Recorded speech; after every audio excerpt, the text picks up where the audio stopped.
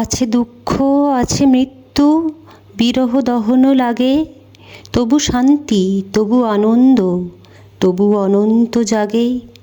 তবু প্রাণ নিত্যধারা, হাসে চন্দ্র সূর্য তারা, বসন্ত নিকুঞ্জে আসে বিচিত্র রাগে।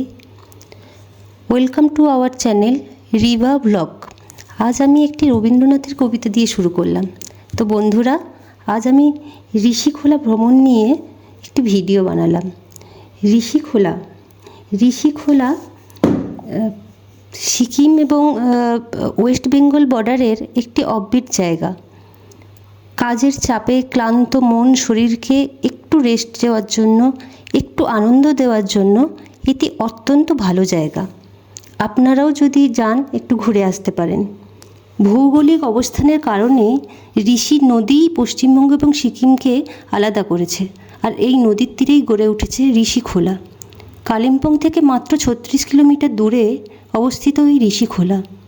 উচ্চতাও খুব বেশি নয়, 2000 ফুট উচ্চতায় অবস্থিত হওয়ার জন্য ঋষিখোলায় খুব বেশি ঠান্ডা আপনি অনুভব করবেন না। নদীর নামেই জায়গাটার নাম। নেপালি ভাষায় খোলার অর্থ নদী। নদীর তীরে রাত কাটানোর জন্য সেরা জায়গা হলো ঋষিখোলা।